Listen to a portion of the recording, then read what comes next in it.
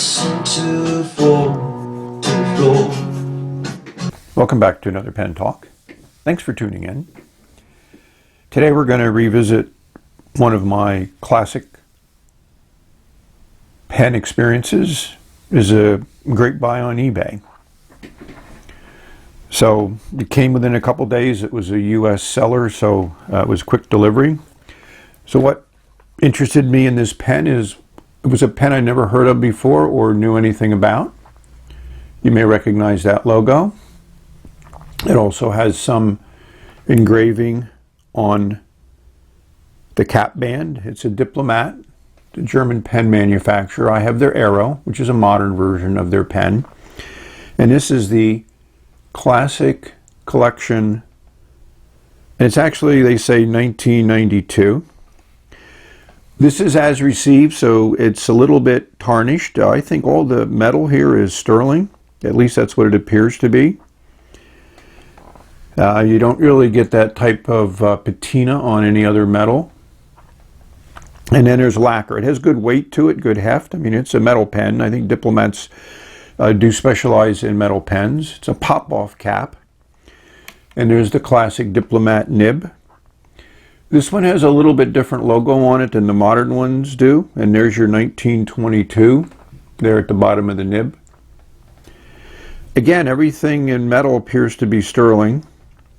Let's compare this 1922 nib to the nib on the modern Diplomat Arrow.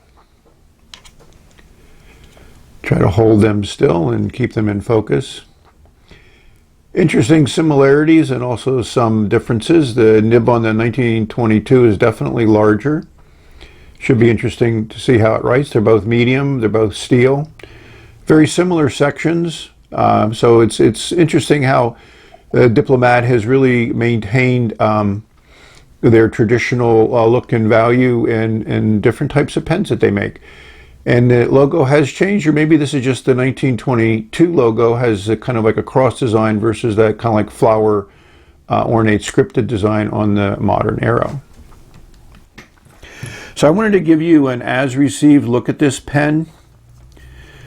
A lot of people may or may not be active on eBay. And again, the metal here in the threads on the section, to me, it's all sterling. So this is a solid sterling silver pen, and considering I paid less than $20 for it, I think that was a great buy, and it's a piece of history.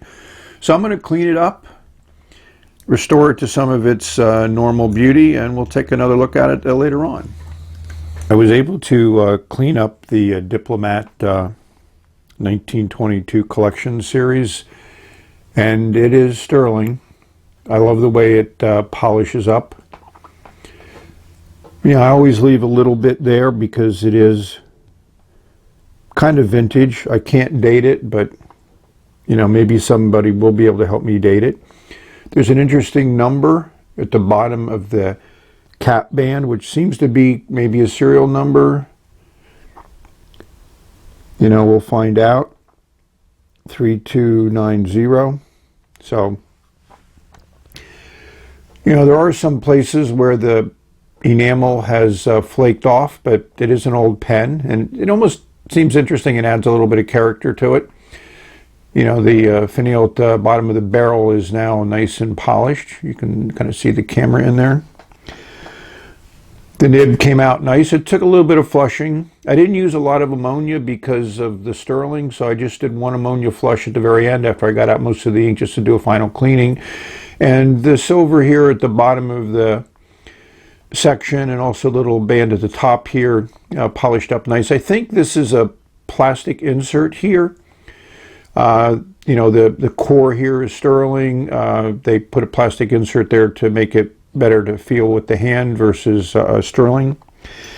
And the converter disassembled easily. It cleaned up well. So I'm going to silicone grease, put everything back together, ink it up, and see how it writes. Similar, this is a Diplomat I got, again, on eBay. I haven't done a review on it yet because I haven't finished with my restoration, but I just wanted to show you that that logo does exist, and this is probably from the 60s. I haven't done a review, but there's that, again, cross logo. and also in the plastic insert at the top of the cap. This is going to be part of my review of fountain pens of the 60s. I've made some references to them, but we're going to have a few more examples.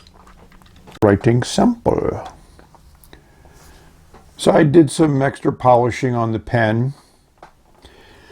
I think the zinc is what gives it that silvery look.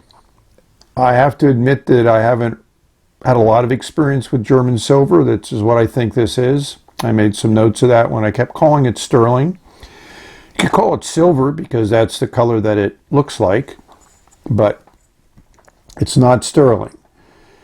And one of my fellow pen buddies just mentioned the fact that there's no hallmarking on this is a big indication if it's not sterling, because it requires hallmarking. I mean, even you can't just make something that looks like something without, legally designating it as such. But like I said, I'm still happy with how it came out. It doesn't have to be sterling. It does tarnish. It does have that nice dark look in certain areas. So that's great. And of course, this doesn't have any sterling silver in it. So therefore, it becomes more affordable as a pen. The proof of the pen is in how it writes. And this is an excellent writer. This is one of those steel nibs that when you write with it, there's no need to have a gold nib. It's wet. It's consistent.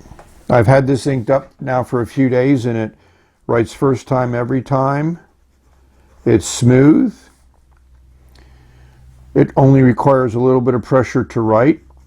I've had my experiences recently with pens that are very sensitive to angle and pressure, and this is not one of those nibs. So that's why I'm very happy that I bought this pen. You may ask what the ink is, so let's show you. I sometimes forget about that. And I've been using this ink a lot lately. I got the ink a while ago, but it's one of those types of scenarios where you buy an ink, you try it out, maybe in the pen that you tried out or whatever, it just doesn't float your boat, but this ink has now become a favorite of mine. And this is a clear glass bottle, so you can see how the ink really coats the inside of the bottle. And this is a very large bottle of ink, so this will last me for a long time. And it is a wet ink, a wet writer, sorry, and a wet ink. So let's compare it to this Diplomat Arrow, which, this is not something that could be confused as sterling, even though it's a silvery material because of the way that it looks. It doesn't tarnish. That's one of the differences between all these materials. So this is the Arrow. And this also has a very similar nib to the 922. The 922 is actually a little softer, so it spreads a little bit. Both of these are extremely smooth. Put the microphone down near the paper.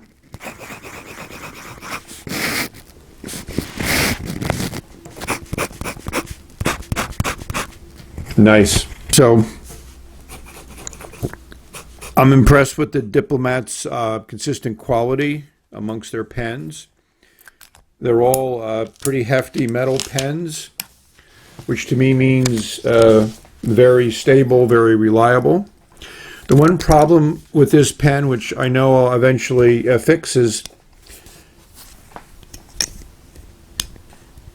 the cap is not secure. It does click when it posts, but it comes off with just a little bit of pressure. Not a pen you're going to want to put in your pocket or in your shirt, because that cap may come off and then you're going to end up with some ink problems.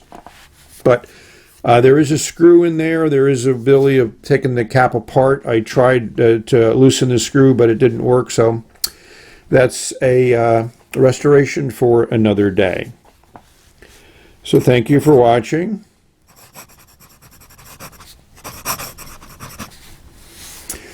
I hope you enjoyed this look at a pen which I didn't know existed, and now that I have, I'm very happy that I've had the pleasure of meeting it. So may you have many great writing experiences. May they all be enjoyable. Enjoy the variety of pens and the variety of life. Till later, bye.